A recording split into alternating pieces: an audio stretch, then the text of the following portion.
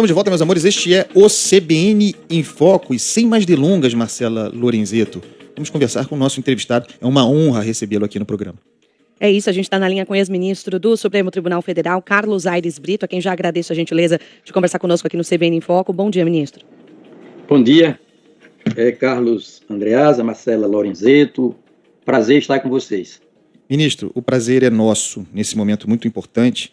Vamos falar sobre a matéria constitucional, evitando fulanizar a questão, já que a discussão está muito acima em defesa da nossa república, dos valores republicanos. Falando sobre perdão presidencial, mais amplamente, pensando no escopo, na figura do indulto, mais restritamente na graça, nessa graça individual, que, embora prevista na Constituição, isso parece ser um ponto pacífico, tinha utilização inédita, tinha até esse momento. A minha pergunta é, ministro, o perdão presidencial é um valor absoluto? O presidente pode perdoar como quiser, o que quiser, com a extensão que quiser, à margem mesmo da impessoalidade, do valor, do princípio constitucional da impessoalidade, ministro Carlos Aires Brito? Bem, à luz da Constituição brasileira de 1988, não há poderes absolutos. Há direitos absolutos. Por exemplo, o direito que tem o brasileiro nato de não ser extraditado é absoluto. O direito que tem toda pessoa natural de se filiar a uma associação ou se desfiliar é um direito absoluto. O direito que tem todo indivíduo de não sofrer pena de banimento ou de prisão perpétua, isso é um direito absoluto. Há direitos absolutos, não poderes. Todos os poderes estatais são limitados. A Constituição é uma casa arrumada, não é de pernas para cima, não é uma barafunda. Tudo tem uma lógica. O presidente da República pode editar, sim, indulto, está previsto na Constituição. Nas atribuições do presidente da República, nas competências, artigo 84, figura o indultar. Ou seja, exculpar, tirar a culpa, não é absolver, não é tornar a decisão, não é desfazer a decisão condenatória de alguém, a pena privativa de liberdade, por exemplo. É obstar a continuidade dos efeitos ou reduzir a drasticidade dos efeitos. Isso é indulto. A Constituição habilita o presidente da República a indultar. Mas naquelas situações em que é possível harmonizar o gesto do presidente de humanismo, digamos, penitência, porque indulto é penitência, é consideração, humanismo, condescendência, solidariedade. Ali onde o indulto for passível de conciliação com o objetivo da Constituição de criminalizar certas condutas, aí se expede o indulto. Mas ali onde a Constituição é virtuosamente radical, virtuosamente intolerante, que não tolera condescendência, atenuação dos seus efeitos, ali onde a Constituição é mais severa, mais drástica, mais rigorosa, para sanear os nossos costumes e preservar certos bens da vida, não cabe indulto. Por exemplo, a Constituição diz que é insuscetível de graça ou anistia o crime de tortura, o crime de terrorismo. O torturador pode ser indultado? Jamais. O terrorista pode ser indultado? Jamais. Senão a Constituição daria com a mão a proteção e o presidente tomaria com a outra. Senão em matéria em matéria penal, em matéria criminal, quem daria a última palavra seria o presidente da República e não o Poder Judiciário, se o indulto pudesse tudo. Quando a Constituição diz, por exemplo, que não se pode atentar contra a Constituição, a ordem constitucional e o regime democrático, não cabe indulto. O indulto está logicamente pré-excluído. Logicamente. Senão nós estaríamos ressuscitando o período imperial do Brasil, em que o imperador era, artigos 97, 98, 99 da Constituição Imperial, o imperador era titular do Poder Executivo, titular do Poder Moderador. Numa república não há poder moderador, havia na monarquia, e chefe supremo da nação. A nação, numa república, não tem chefe, a nação é que é chefe de todo mundo. E o imperador era sagrado, a pessoa dele era sagrada, inviolável, ou seja, irresponsável, não respondia juridicamente por nada.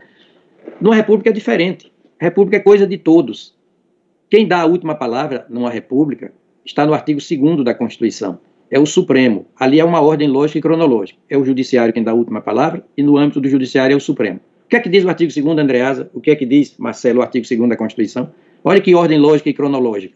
São 3 os poderes da União, independentes e harmônicos entre si. E vem o que interessa. O Legislativo, porque ninguém é obrigado a fazer ou deixar de fazer alguma coisa se não é em virtude de lei, artigo 5º, número 2 da Constituição. O Executivo, porque ele gravita na órbita da execução da lei, ele expede decretos para fiel execução da lei, regulamentos para fiel execução da lei, sanciona projeto de leis, veta projeto de leis, inicia projeto de lei. O executivo, sem precisar de provocação de quem quer que seja, executa a lei, gravita, orbita ali em torno da lei. E, finalmente, o judiciário é a embocadura, o desaguadouro, até para dizer se o legislativo legislou de acordo com a Constituição e se o executivo exerceu o seu poder de acordo com a lei e com a Constituição, que é a lei maior. Então, quem dá a última palavra em matéria de direito não é o presidente da República. Tanto é assim que, pelo artigo 85, número 6 da Constituição, número 7, se o presidente da República descumprir a ordem judicial, incorre em crime de responsabilidade. Olha, quem dá a última palavra. Se o presidente da República descumprir a ordem judicial, incorre em crime de responsabilidade. É a prova de que ele não fala por último. O indulto não é a última palavra. O indulto há de ser submetido ao Supremo Tribunal Federal para ver se houve o desbordamento ou descabimento. No caso de Daniel Silveira, é descabimento, Andreasa e Marcela, pelo seguinte: porque o Supremo condenou o Daniel Silveira por atentado à democracia, por atentar contra as instituições democráticas. Artigo 359-L do Código Penal. Artigo, especificamente, artigo 5º, 44 da Constituição.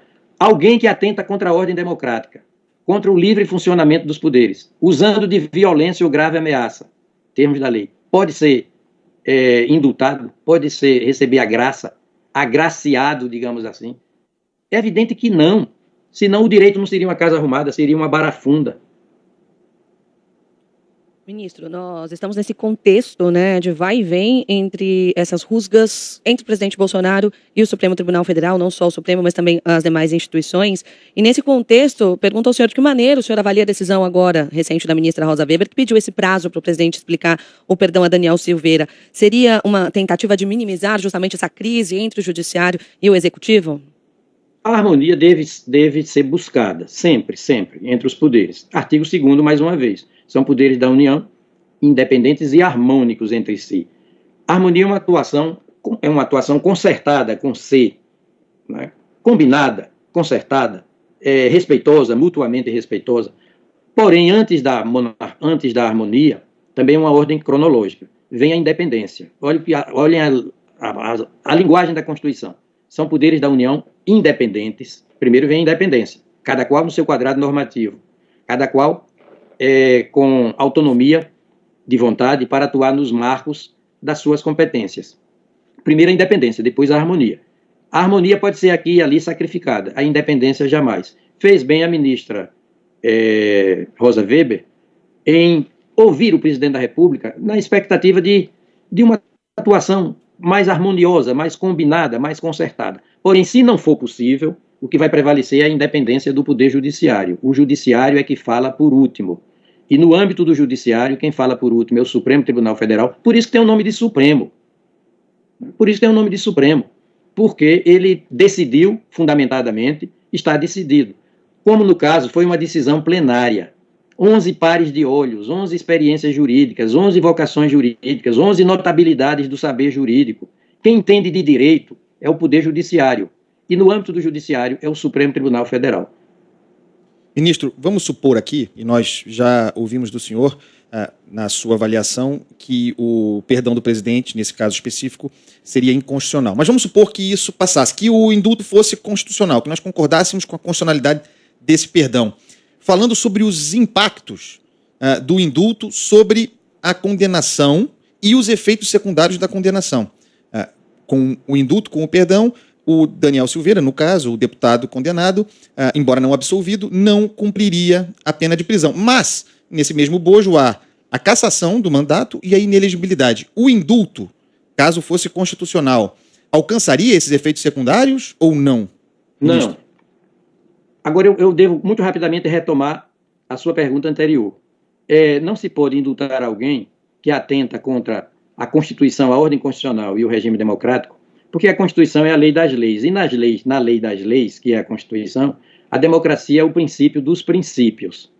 É a menina dos olhos da Constituição. É o princípio maior, o princípio continente, de que todos os outros princípios são conteúdos. Por exemplo, separação dos poderes, república, federação, forças armadas, por exemplo, instituições permanentes do Estado. tudo é conteúdo do princípio da democracia. Aliás, as forças são armadas para a defesa da democracia, não para golpear a democracia, evidente. Tanto que as Forças Armadas, ali no artigo 142, estão versadas, tratadas, num título da Constituição, de número 5, cujo nome é da defesa do Estado e das instituições democráticas. O artigo 359L, pelo qual foi condenado, do Código Penal, pelo qual foi condenado Daniel Silveira, é para a defesa das instituições democráticas. Olha como o direito é uma casa arrumada. Então não se pode anistiar ninguém, não se pode indultar ninguém, não se pode conceder graça. Graça é um indulto fulanizado, individualizado. Usa-se mais um indulto quando é mais genérico, atinge um grupo de pessoas. Então, não se pode usar nenhum desses mecanismos para quem atenta contra a democracia, comprovadamente com uso de violência, inclusive. Porque, senão, seria um crime atentar contra a democracia de lesa Constituição. E, portanto, absolutamente imperdoável esse tipo de crime. Bem, agora, quanto à sua pergunta, ele foi condenado à pena privativa de liberdade, o Daniel Silveira, e teve seus direitos políticos, ele perde os direitos políticos enquanto durar a pena, e entre as consequências da perda dos direitos políticos, entre outros efeitos, e a consequência da perda do direito político, ou da suspensão do direito político, é a inelegibilidade, diz a Constituição, enquanto durarem seus efeitos, os efeitos todos da condenação. Onde é que está isso? No artigo 15 dela, Constituição, Lei das Leis. A Constituição originária é uma disposição da Constituição originária. Tudo de que estou a falar é da Constituição originária. A Constituição, na sua redação originária, não foi elaborada pelo Estado, foi elaborada pela nação, reunida em Assembleia Nacional Constituinte. O Estado se reúne em Congresso Nacional, no plano federal. Foi a nação, realidade anterior ao Estado, exterior ao Estado, superior ao Estado, que elaborou essa Constituição, na sua redação originária. E que disse a Constituição, no artigo 15, é vedada a cassação de direitos políticos, cuja perda ou suspensão, aí sim, que é o caso, só se dará nos casos de condenação criminal, inciso 3º, condenação criminal, que foi o caso, com trânsito em julgado, é preciso esperar o trânsito em julgado, enquanto durarem seus efeitos, ou seja, os efeitos todos. E um desses efeitos não é alcançado pelo indulto, a permanência do direito político. Ele perdeu os direitos políticos, ou pelo menos ele teve suspensos os seus direitos políticos, entre outras consequências, entre outros efeitos laterais ou secundários da condenação à pena privativa de liberdade, da condenação à privação da liberdade. Ministro, agradeço muito a participação do senhor aqui conosco. O ex-ministro do Supremo Tribunal Federal, Carlos Aires Brito, já deixa um convite para voltar em outras oportunidades.